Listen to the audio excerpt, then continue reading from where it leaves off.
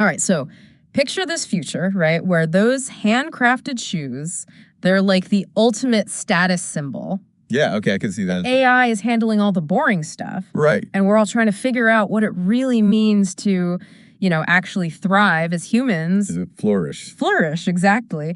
And that's the kind of heady territory we're diving into today as we take a look at Curtis Yarvin's essay, Sam Altman's Lamplighter.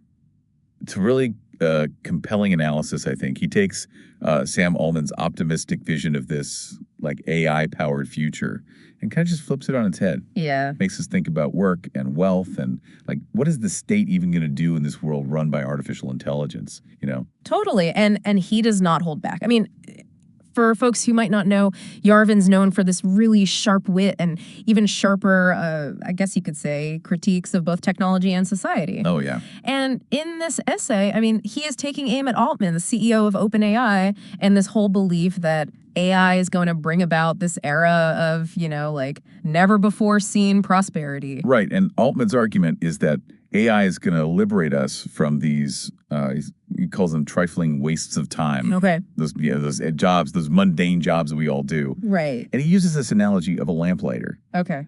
So that job, it's obsolete now thanks to electricity. Right. He's saying technology can even make these jobs that seem really essential just a thing of the past. Okay, so imagine you're living in this world where AI is doing everything. It's handling the data entry and the driving, even some of the coding. Yeah. It sounds pretty utopian, right? On the surface. Yeah, more free time, way less drudgery. But here's where I think Yarvin really throws a wrench in the gears. He's got this whole idea of zero marginal product, or, ZMP. And this is where I think it gets really interesting. So Yarvin is saying, AI won't just change how we work, but who actually gets to work at all. Okay. So the ZMP thing, it's this scenario where you have all these people and they essentially become unemployable. Wow. Even at the lowest wages. Because AI can just do these jobs better, cheaper, faster. It's kind of a bleak thought when you think about it. Yeah. And he really makes it hit home. He challenges us to imagine, who would OpenAI even hire in this AI-driven world? Would there be room for everyone? Or would some people, even whole professions, just sort of fade out, become obsolete? Yeah, exactly. It's a really pointed critique of how unequal things already are. Yeah. Especially in tech. He's making us face this reality that there are already a lot of people struggling to keep up with how fast technology is changing. Of course. Yeah. And if Altman's right about this whole mass automation thing, that problem is just going to get a whole lot worse. Exponentially, yeah. Okay, so if we're not all going to be leisurely philosophers, which, let's be honest, probably not realistic, and mass unemployment is obviously not the answer, what does Yarvin think we should actually do?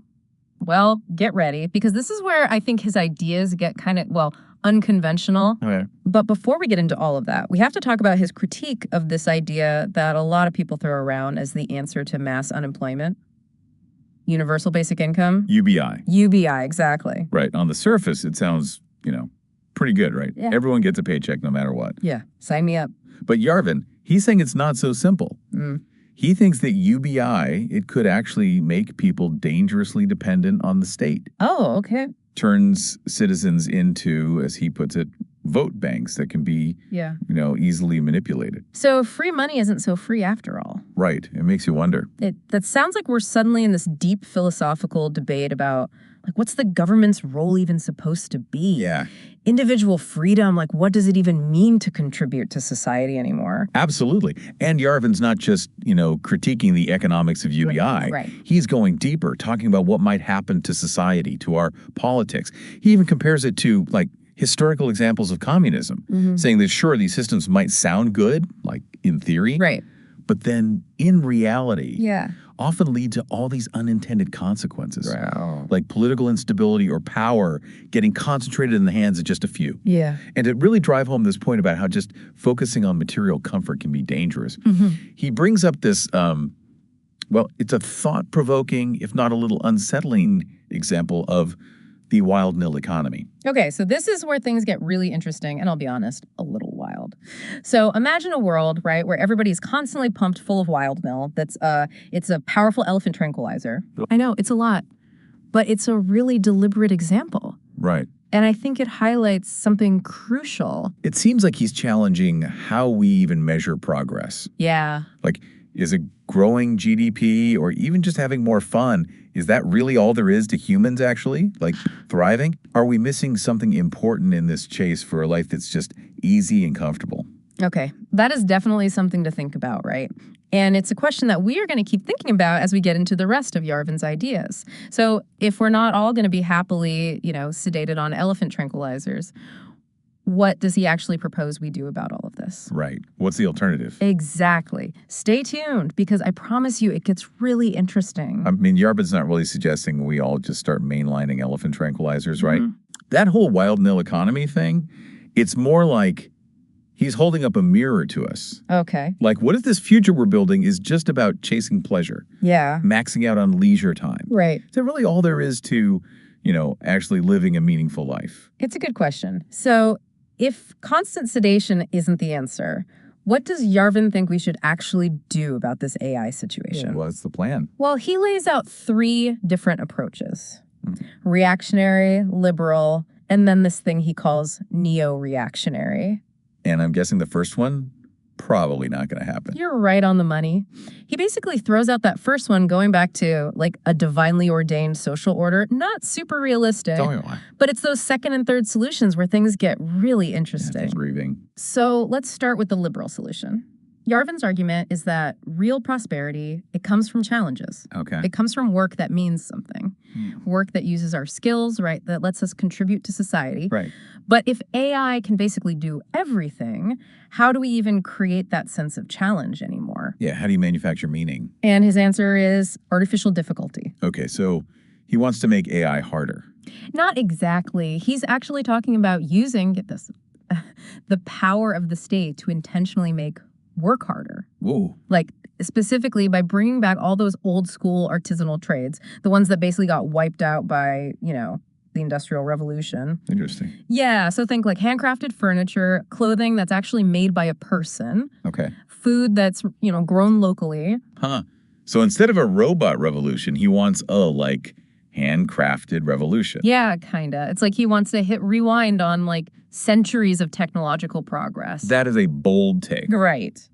But Yarvin's argument is that by bringing back these old ways of doing things, even if it means things are a little less, efficient, we could actually have a society where way more people actually find some satisfaction in their work. It's like he's saying maybe efficiency isn't the be-all and end-all, that maybe there's something to be said for taking your time, doing things with care. Yeah, and he even suggests bringing back, get this, a modern version of the medieval guild system. Whoa, really? To manage all these trades and guarantee quality. That's going back a few centuries. Okay, so picture this. Instead of just clicking buy now on those mass-produced shoes online, you're buying a pair that some skilled craftsperson made by hand. Okay, yeah. Right here in your town. That's a nice thought. It is a really interesting thought experiment, but how would that even work in the real world, Right, that's the million-dollar question. And Yarvin admits that this would take a ton of government intervention in the economy. The government would basically have to play favorites, right?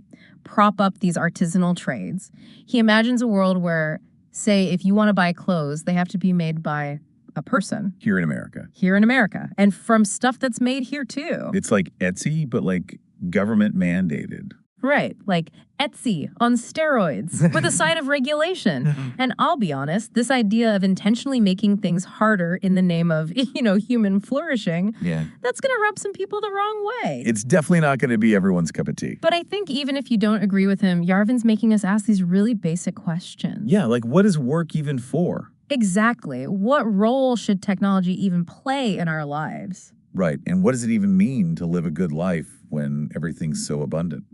Okay, so we've talked about critiques, these kind of wild dystopian scenarios, even some pretty out there solutions. We've covered a lot of ground. But where's all this even going? What are we, the listeners, supposed to take away from this deep dive into Yarvin's brain? Well, that's what we're going to get into as we wrap up this deep dive. So we've really gone down the rabbit hole with this Yarvin essay, haven't we? Yeah, I'd say so. I mean, we've talked about everything from robots taking our jobs to like this whole wild nil economy thing where everyone's just blissed out. On elephant tranquilizers, no less. Exactly. And then there's this whole thing about bringing back like blacksmithing and guilds. Medieval Etsy, basically. That's a lot. But I don't know about you, but my brain is definitely feeling a little full right now. Oh, mine too. But honestly, I think that's a good thing, right? I mean, isn't that kind of the point of all this? What do you mean? Well, think about it. Yarvin, he's not exactly giving us like a how-to guide for the future. Right. It's more like he's like throwing these ideas out there, these like Molotov cocktails of thought to get us thinking differently. Yeah, okay, I see that. Like he's not afraid to poke at things, make us question our assumptions about like what progress even is. Exactly. He's like, wait, are we sure we're actually moving forward? Or are we just like running faster on the same hamster wheel? Right. And that whole thing about work too, like it's easy to fall into this trap of thinking, oh, technology is going to save us from work. We're all going to be sipping margaritas on the beach. Living the dream. Right. But then Yarvin comes along and he's like, hold on a minute. Are we sure that's actually what we want? It's like he's saying, maybe work isn't the enemy. Maybe it's just that we've forgotten what it means to find work that's actually meaningful. Yeah, like what if instead of being so afraid of robots taking our jobs, we focused on creating jobs that robots couldn't do? Or jobs that we wouldn't want robots to do. Exactly, like those handcrafted shoes we were talking about at the beginning. Right. Suddenly, it's not just a shoe, it's a work of art. It's a statement. It's like a rebellion against the machine in a way. Exactly. And whether or not you agree with all of Yarvin's, specific solutions, I think the important thing is that he's making us ask these questions. Totally. So we've reached the end of our deep dive, and if you're feeling a little overwhelmed right now, that's okay. That's normal. It's good to be overwhelmed sometimes. It means you're actually thinking about things. Exactly. We're living in these crazy times, right? Technology's changing everything around us, and it's easy to feel like we're just along for the ride. Right. Just holding on for dear life. But what Yarvin's essay reminds us, I think, is that we have a choice. We can be passive passengers on this, like, runaway train of progress. Or we can grab the wheel and try to steer it in a direction that we actually want to go. Exactly. So yeah, keep thinking, keep questioning, keep having those uncomfortable conversations. And who knows, maybe we'll even surprise ourselves with the answers we come up with. Couldn't agree more. Thanks.